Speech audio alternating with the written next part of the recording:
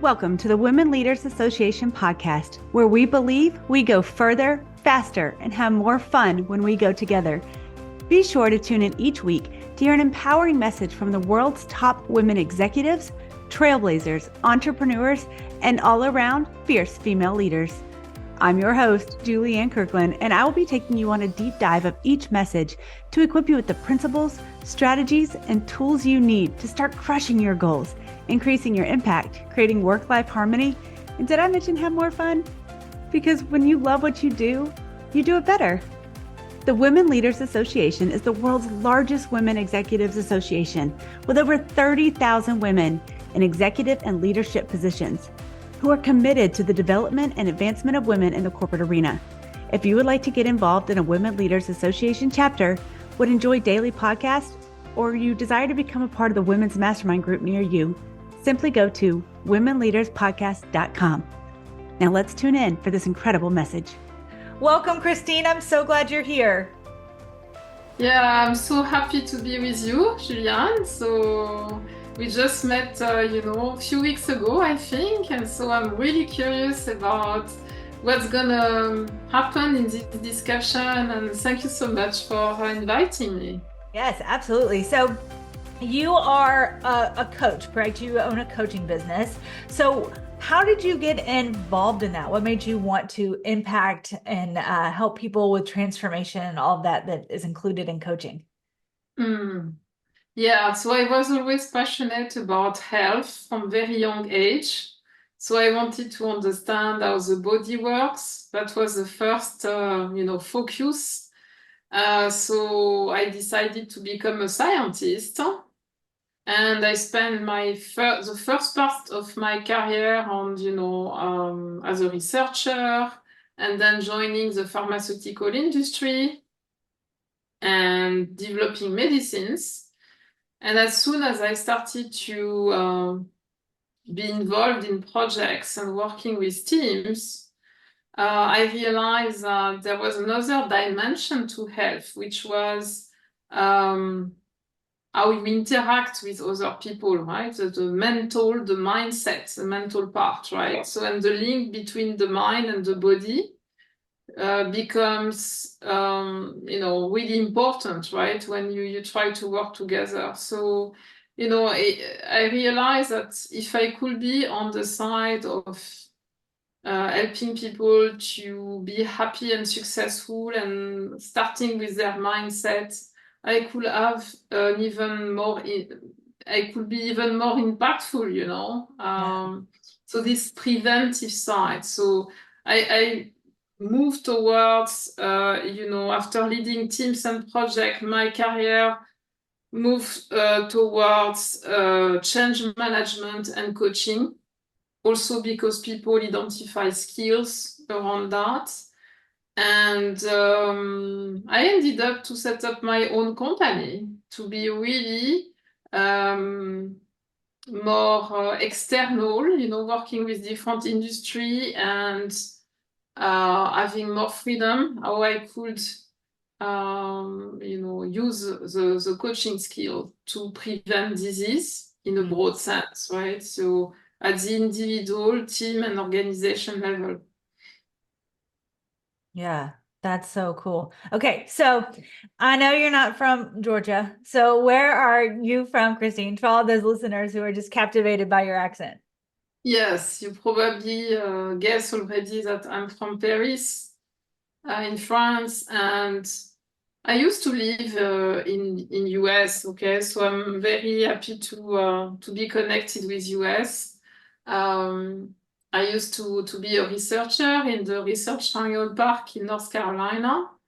Really enjoyed it, so stayed there for 3 years. And at the moment, one of my sons is in New York, studying in New York. So there was always a link with US in my career. I used to work for global companies, and so traveling to US, and so yeah, it's always connected. I didn't get the accent. I kept my French accent because I learned English at an age where you already have your accent and it's kind of difficult to change it. Yeah. So yes, I hope, people can still understand what I say. So this is Oh really yes, important. absolutely. I love an accent. They're so captivating to me. Yeah, that's great. So when you decided to transition yourself from, being a researcher and on the more the clinical part of things to being like, okay, let's go to preventative. Like, how do we help prevent people from, getting in this sickness and working Mhm. through the mental health journey? What have been some of the things that have been eye-opening to you as a coach in this change in Mhm. industry? Yeah. So what was really fascinating is that I realized first as a change manager and later as a coach that everything is in how you perceive the world. Mhm. Okay, so how you interpret what's happening. So it can either facilitate or block you to move forward with what you want. Yeah. So it's really like interpreting, right? So something happens, and then you tend to say, "Oh, that's okay, that's not okay." I like it, I don't like it, and then you start what we name a drama triangle, where you have a very unhealthy way to relate to the situation of the people. Yeah. So, for example, as a change manager, I was involved in a global organization to change the internal processes because we had new technologies and we could save a lot of money by using this technology early in the project life and not waiting until we have invested a lot to identify that we are going to stop a project. So everybody, says, "Oh yeah, these people say it's wonderful, okay," but nothing was happening, right? So people didn't implement the new technology. Although people say, "Oh yeah, that makes perfect sense." So there was a difference I observed between people saying, "Oh yes, let's do it," and then nothing happens, right? And Yes. yeah, so it's like, wow, what's going on, right? Yes. And then I started to get fascinated by this topic because then I moved to another company and they asked me to do the same. So, first company, we were not successful. Second company, same size, same topic, we were successful in 1 year. So I was like, okay, so it was not working there, it was working there, same thing. What's the difference? Like a researcher, you compare Right. experiments, okay? I say, what is the difference? So, I realized it was the culture, it was me. Also, maybe I learned something. And also the culture, how people were willing to change their perspective on something. So Hmm. there was this piece of influencing, how you influence yourself and others to make a change. Yeah. So that was my first encounter into coaching and change. Hmm. And since then, it was 20 years ago, I'm still fascinated by, when I coach an individual or a team or an organization, sometimes it works, sometimes it doesn't. When I say it works, it means people do what they wanted to do.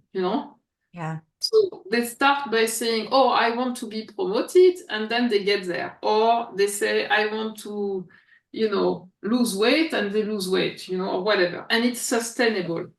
It's Yes. not something that, on the short term.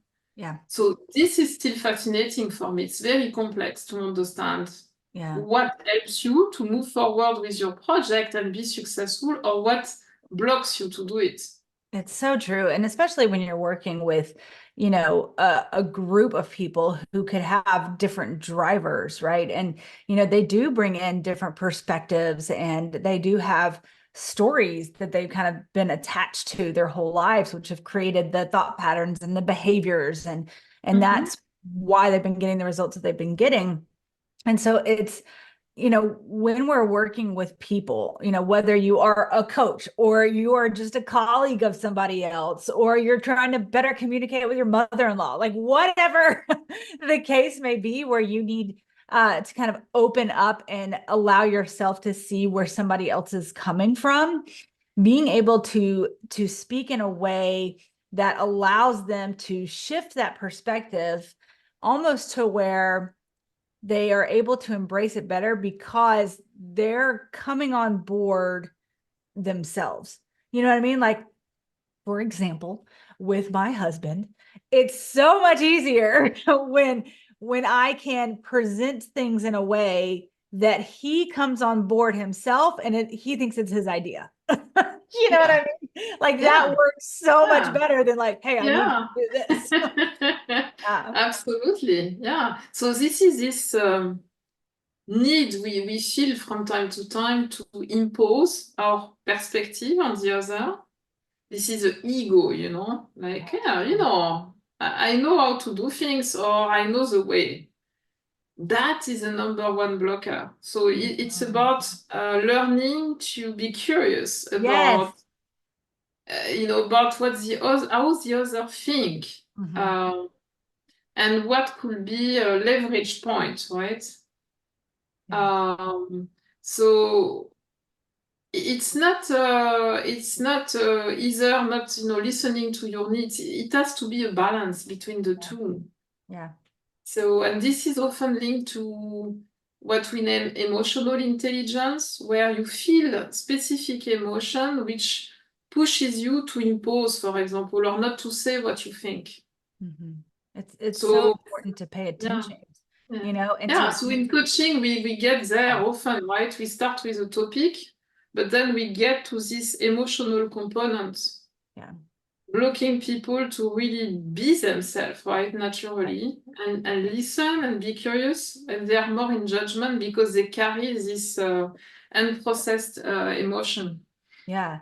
And that's one of the best things about myself being a coach, I'm sure for you as well, is that we provide that safe space for Mhm. people to kind of go through that process. Because if they've spent their whole life, kind of pushing that down, well, it can be very almost traumatic bringing it up to the surface, right? Because Yeah. they will be kind of forced, I said with air quotes, to look Mhm. at things in a new light that maybe they're very uncomfortable looking at. But Yeah. with a coach, they're able to again provide that safe, judgment-free zone to help them explore all of the things that have kind of led them to be where they are now and to remove and identify those blockers so that they can go forward how they say that they want to. Because again, like you referenced earlier in that first group that you worked with, they're like, oh yeah, I get it. Yeah, well, knowledge is very different than applied knowledge.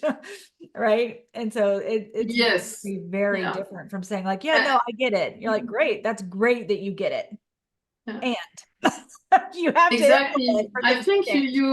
you touch on a very important point. There is a difference between knowing and Yeah. owning. Yeah. It's only one letter. Yeah. That makes a really big difference. Is that it's not because you know or you feel you understand something that you are ready or able to implement it. Yeah. And so if you understand something and you don't take action to move forward, it's useless. It's pretty useless in reality. Yeah. And as far as Um, like the consistency goes, right? Because consistency compounds. And there's times where we're like, yeah, we're motivated and excited, and we kind of respond on that high level of emotion and energy. And so we're able to move forward very quickly. And if we don't have those new thought patterns and behaviors uh, lined up ready to support us through that, where we can consistently move forward, then we're always going to default back into mhm. our old thought patterns and behaviors. And so being So with a coach is so yeah, important. I want to share some secret with the people listening Yeah. here. As a gift at the end of the year, yes, and a good way to start the year. I believe, what I learned in this, 20 years of coaching is the most important is the intention, Mhm. right? What type of question are you asking yourself when you wake up in the morning? The best question is, say, okay, so how can I feel good today? and provide yourself with what you need. So be aware of your needs and then provide yourself with what you need. Yeah. When you do that, you are in peace, and then you can be present to work with others or interact with others. Mhm. That's the first thing to do. So it's really so important. Let's pause here for a minute, Christine, yeah. because like I really want y'all to grasp what she's saying as far as starting your day in that reflective question so that you can move forward in your day in a positive manner, because so often we get up, we get going, right? We're in our routine, and after lunch we're like, I'm unhappy, I don't feel good, I have anxiety, and you have no clue where it came from because you just kind of let the day happen to you instead of saying, wait a second, how do I want to feel today? Like, what do I want to have happen today? And then really taking That's your the part in ownership, it. Yeah, the ownership of it. That's great. owning your life. Only Yeah. you can own your life. Yeah. It took me a whole life to get there, right? To say that, right? Funny enough, right? It sounds like, okay, yes, for sure, It's not easy, I think, because Right. for that you need to appreciate yourself Mhm. enough to ask yourself this question. Yeah. What can I do for myself today so that I feel good? I enjoy life. And I contribute also, because we need that. We need this contribution, right? We need to have some positive impact to feel fulfilled. And you can only do that if you are feeling good in your body, in your mind. Yeah. So it's you first, taking care about yourself so that you can take care about others if you want. Right. So taking responsibility, nobody else can provide that to you. That's right. That's right. It's so important because, you could be in a scenario in any area of your life where you feel unhappy with the circumstances around you, right? And you might not be able to change the circumstance, but you can change how you respond to what's going on. You Mhm. can experience the same amount of joy that you desire from like your mountaintop season, right? While you're still in the valley. Like you have access to that same joyful feeling without the circumstances that surround it. And that's so important for people to grasp, especially here in the, we're recording this in the holiday season, Christmas is right around the corner. And, it can be a very hard time for people who maybe, have experienced loss during this time of year or away from their families and all this thing. So again, the joy that you desire to experience in your life is available to you right here, right now. Exactly. This intention to look for something that you like, which brings joy to you. It could be, whatever. Yeah, it's just an object, or a color, or whatever it is, to really enjoy those moments. And I feel that for myself. It's really, there are these key moments where in a discussion, in an interaction, something deep happens, and you feel happy to be there. Yeah. To be alive and to be there, and to have some impact, or just to be happy to be with someone. Like I feel, it's really a very pleasant moment to be with you and to have this discussion. Absolutely. Yeah. Yeah. So nothing else is needed, actually, because this is helping you to learn, to grow, in a very natural way. Nothing to force. Okay, so that's another thing I learned, is that the forcing is very detrimental.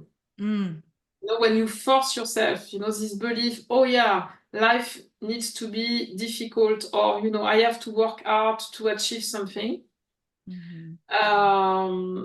Because in fact, this prevents you to use your strengths, your natural strengths.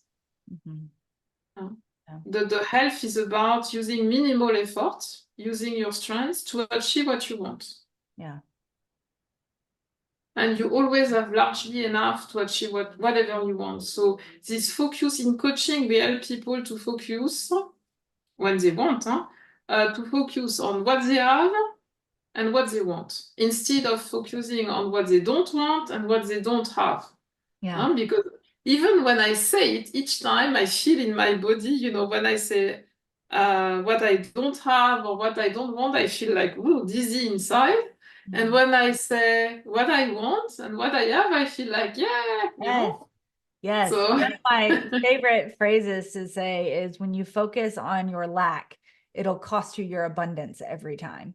And that's so true in any area of your life. If you're focusing on the things that you don't have, then you're missing seeing all the things that you do have available to you, and the beautiful things that can come from what's available to you. And so this is such a great conversation. But Christine, what would be one last piece of advice that you would give to that person who, maybe in this season is preparing themselves to make a change? Like, they're like, you know what, I've been sitting on the sidelines too long in whatever area of their life, right? And they're like, 2024 is going to be my year. What's like the step, the piece of advice, the positive influence that you would give to that person as they're like, start here? I would say you can do it, I think, if you really want it, you can do it. It has to come from really inside. It has to come from you. Maybe ask yourself, is it really me wanting that? Or is it society, family, people around me asking me directly or indirectly to do it? Because if it is really you, you are going to make it happen. Yeah. That's really the thing. Is it, why do I want that? What will be different? It has to be really deep, to be really on the long term, right? To be sustainable. Because, for example, people want to lose weight, or they want to stop smoking, or they want to, start a new project. And this will be only sustainable if that you have been able to make the link with something important enough for you to sustain the journey, because it may not happen immediately. The result may be delayed by a few months, for example. So you have to believe that you will get there. Yeah. Oh, that's so good. Listen, ladies, what is one way that we can connect with you? People that are listening today that want to reach out and connect with you. Do you go LinkedIn or your website? What would you? Yeah, you can go LinkedIn. That's usually the easiest way. For sure, I have my website, but I am really, very present on LinkedIn. So you can send me an invite for connecting, and I will be happy to get to know you. I'm a passionate networker, so don't hesitate to do that. I love that. And we'll be sure to include that link in the show notes below.